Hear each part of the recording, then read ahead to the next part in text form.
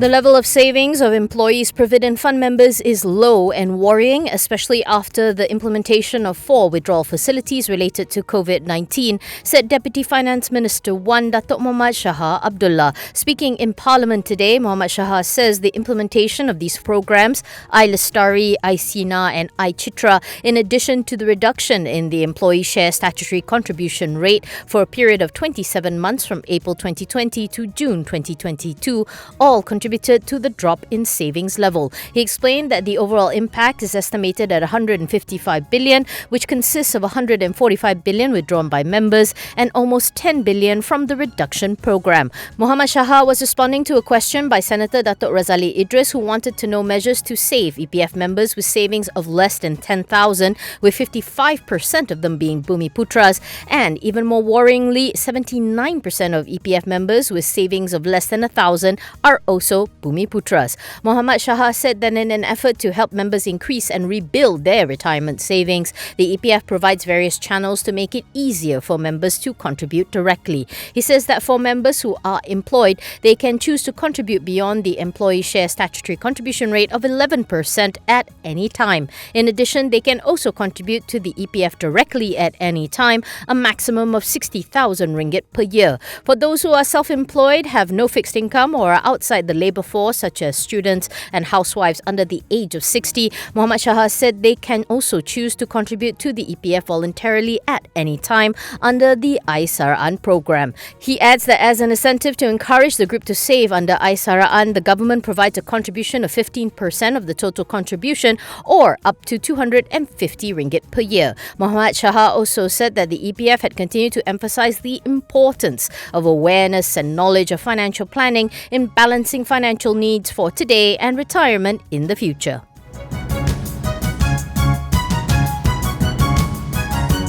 FGV Holdings is venturing into the AYAM KAMPUNG or native chicken feed production from rice byproducts under collaboration with Padi Beras Nasional to reduce Malaysia's dependence on imported chicken feed. According to the planter, while it has produced chicken feed before, this would be a special formulation for native chicken feed, as normal chickens and native chickens have different growth rates. Hence, this collaboration with Bernas using their byproducts is the first in the market, according to FGV. In a statement, FGV said that reducing Malaysia's dependency on imported chicken feed will ultimately ensure the availability of such products at a reduced price. According to FGV, the collaboration is in line with the Waste to Wealth initiative practiced by Bernas. It is expected to reduce approximately 10% of production cost due to the substitution of imported grain corn components. In conjunction with the launch, FGV also announced its fresh native chicken product marketed under the brand Ladang 57, which will be available at Aeon big hypermarkets nationwide.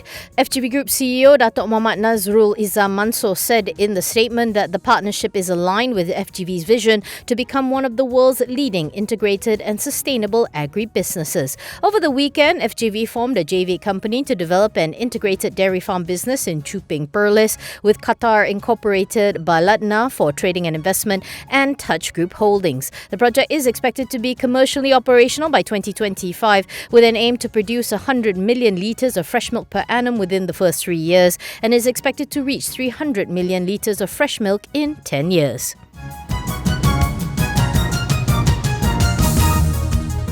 Senior Defence Minister Datuk Hishamuddin Hussein expresses frustration concerning the 9 billion ringgit littoral combat ship project, but vowed that the first LCS ship will be ready within 2 years. The Sembrong MP was replying to a supplementary question from Senator Datuk Razali Idris, who queried on the time frame for the ships, given that previously the Ministry of Defence had only explained that the project would continue. Hishamuddin explained that they had been given 6 months after the Cabinet decision to mobilise efforts to revive the LCS project, which he said will involve engagement with vendors in France and banking agencies. He also stressed that the LCS project should continue to fulfill the needs of the Royal Malaysian Navy, as well as to save hundreds of vendors from going out of business, given that many of the vendors are army veterans. Hishamuddin also recognised the many weaknesses plaguing the LCS project, adding that he was also disappointed, but that they must look forward to finding justice, ensuring that the ships can be supplied to the RMN and finding finding the best way to ensure that it does not happen again in the future.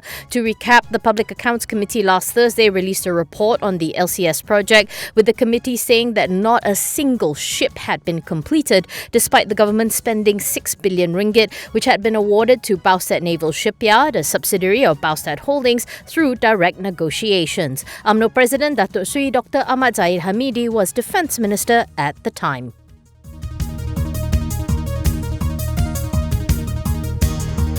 Tan Sri Kwek Leng Chan is said to be weighing options for his stake in Hong Leong Bank, including a merger, according to Reuters, citing two sources with knowledge of the matter. Kwek is also exploring the possibility of reducing his stake in HLB, said the sources, who declined to be named due to the confidential nature of the matter. Conglomerate Hong Leong Financial Group, controlled by Kwek, holds a 62% stake in HLB, which is the country's fourth largest lender. HLB and HLFG did not respond to Reuters' multiple queries. The sources said the move by Kwek comes as the bank's shares have risen sharply this year, and he considers succession issues. HLB today closed 0.1% up at 20 ringgit 82, while HLFG closed 0.5% down to 19 ringgit 24. However, the sources also cautioned that there was no formal proposal underway for HLB and that Kwek has not yet taken any decision on his next move. Two sources added that any potential sell down in HLB by Kwek is likely to be for a minority stake. Reuters also pointed out that Malaysian banks are required to seek approval from Bank Negara before engaging in formal discussions with parties for potential transactions involving the transfer of a stake. There have been merger talks previously among the banks with the aim of consolidating the sector, but difficult negotiations and political considerations stalled the process, bankers familiar with the matter say.